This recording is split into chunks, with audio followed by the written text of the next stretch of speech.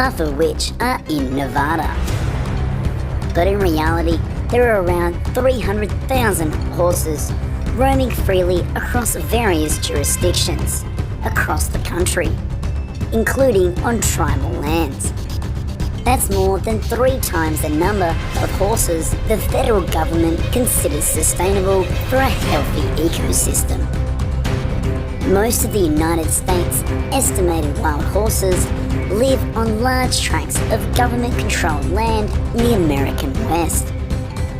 Although the land seems limitless, the Bureau of Land Management says the resources here only allow a certain number of animals to survive. Horses aren't the only animals on the range. The other cattle also need to share the living environment. To maximise public land available for cattle grazing, they decided to track down thousands of wild horses and impound them each year.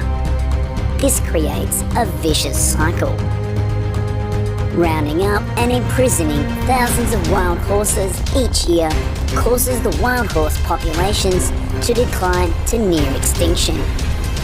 However, scientists have discovered that the roundup has actually caused the wild horse population to reproduce at a higher rate than normal. This is a phenomenon called compensatory reproduction. In other words, farmers and the US government are continuing to create the problem they themselves are complaining about. Before wild horses set foot here, cattle comfortably enjoyed the space. When wild horses come to any grassland, what they leave behind is a desolate land. The appearance of wild horses has caused the cattle to run out of food. The program to support the capture of wild horses is bringing convenience to the livestock industry in all aspects. From farms that graze cattle on public lands, when wild horses are eliminated, this makes millions for hunters from rounding up wild horses, to companies that keep wild horses in stables for millions of dollars each year. The terrain these wild horses inhabit is not suitable for circling or climbing ropes. Let's say the cowboys get in close enough to tie them up. Once the rope is wrapped around the horse's neck and they try to run, it is common for the neck to break. Have you ever seen a helicopter circling overhead? Even at a distance, the steady thunder of the propellers evokes a primal fear. Wild horses can be overwhelmed by the brutal power of the machine, as the loud blasts of wind and noise fill the air. This technique involves approaching wild horses in a carefully measured, threatening manner. Ranchers will stimulate neighbouring herds of wild horses to form a larger herd to capture all at once. With directional pressure from their natural escape behaviour, groups of wild horses will be guided into traps by helicopters. The wild horses are experiencing terror. Horses are prey that flee from predatory threats. They usually don't stay and fight because their defences are limited to kicking or biting. Instead, their reaction is to immediately run away and keep their distance from the threat. Of course, there isn't any hunting, and if you're not careful, casualties will occur. During each roundup, travelling long distances at speeds faster than walking or occasionally galloping can be difficult for foals, pregnant mares, as well as older or more disabled horses. Members may be separated from their herds and left behind. Agitated wild horses will rush quickly into small traps that can also cause injury. Arresting by helicopter is the best way, but it cannot be denied that this is also the cruelest. But ranchers and the US government still have to do it. There are millions of acres here, but not every acre produces forage for wild horses. Like any wild species, humans must manage them to keep them from becoming overpopulated or diseased. After the raids, the Land Management Department transported the wild horses to a short-term detention facility. If licensed by the state, these facilities will bring operators about $20,000 per day, equivalent to $7.3 million annually, and just to keep wild horses. Despite these exorbitant costs, the government is still working to secure more private mudflats. Wild horses that are long-term residents of short-term confinement will age and die in their stables. Some wild horses are sold or transferred to long-term private pastures. More than 60,000 wild horses are currently stored in long-term captive breeding facilities across the country. While the average helicopter raid costs between $800 to $1,000 per wild horse, baiting is less expensive, at about half the cost. Regardless of the method, however, feral horse removal for the federal government is a lucrative business, generating large profits for some cattle ranchers in Utah, Nevada, Arizona, and Oregon. The wild horse floats in the air. That's not something you see very often in your life. Not only do they round up wild horses, helicopters are also used to rescue them. As well as the United States, using helicopters to manage cattle is a popular method in Australia, especially on large livestock farms. This is an effective way to move and monitor cattle over large areas. Helicopters will provide a bird's eye view, allowing farmers to monitor cattle health and behaviour, check fences, or easily find missing or injured cattle. It is especially easy to control wild animals that attack grazing areas like wild horses.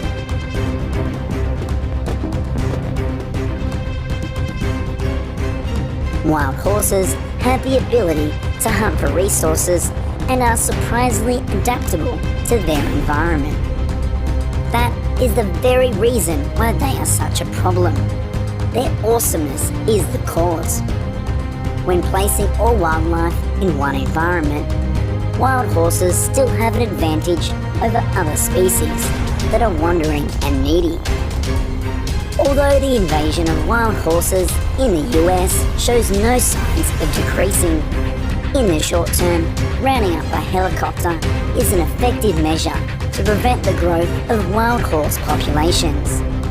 It helps to buy time, so ranchers and the government can search for more optimal methods.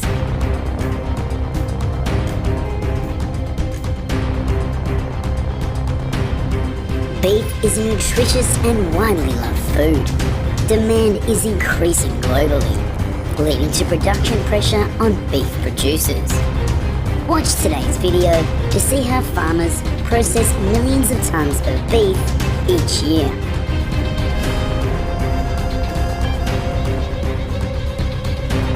Brazil today is the world's largest exporter of beef, accounting for 23% of total global exports. At the same time, Brazil has one of the largest and most sustainable cattle herds in the world. It is estimated that the country's beef cattle herd has 213.6 million heads. The development of the beef cattle industry creates many economic opportunities for farmers. With its vast territory, favourable climate and strong cattle culture, Brazil is poised to capture a growing share of the global market. Besides the world's leading developed country, like the US, Brazilian beef cattle farming has also benefited greatly from technological advances in the past decades. These are grassland management and diversification, as well as livestock breeding and genetic selection.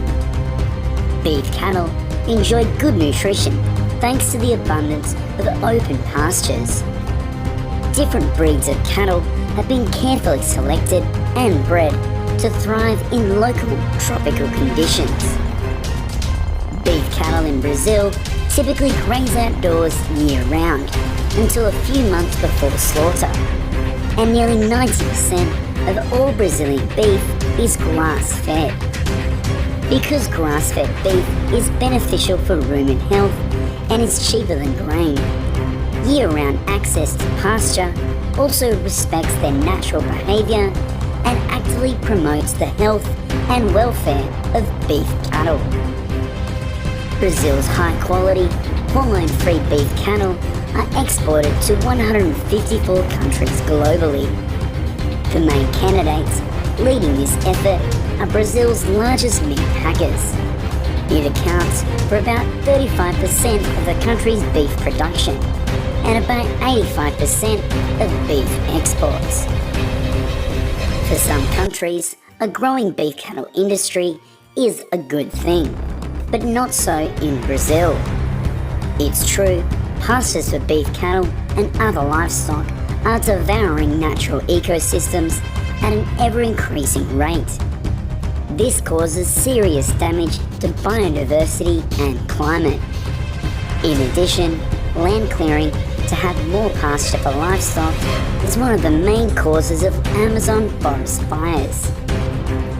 Brazil follows the US, with 10.35 million tonnes of beef produced in 2023.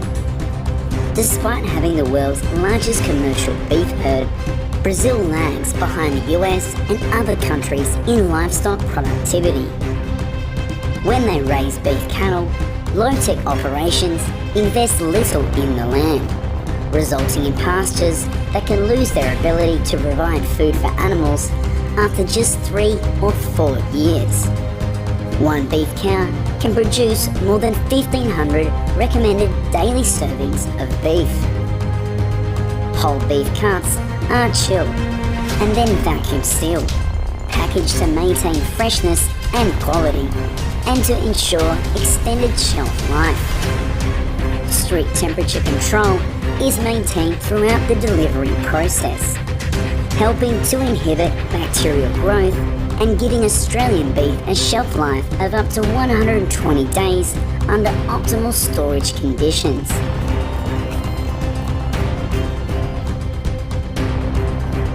Next, we go to Argentina, the land of wine and beef.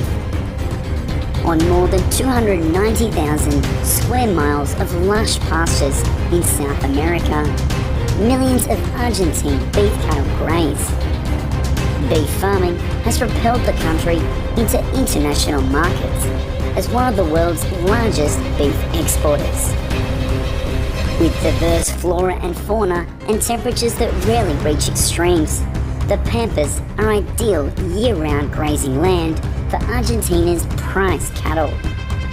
Much of the beef here is grass-fed, a nutrient-rich forage diet that minimizes the need for antibiotics, worth $3 billion. A big reason why Argentinian beef is so delicious is because it is produced by small farmers who raise cattle on family farms. Beef cattle are grass-fed for up to 18 months or until they are ready for slaughter. Beef cattle are ready for sale when they reach a weight of around 950 pounds to 1,000 pounds. At the factory, beef cattle are processed into different types of beef, such as ribs or tenderloin.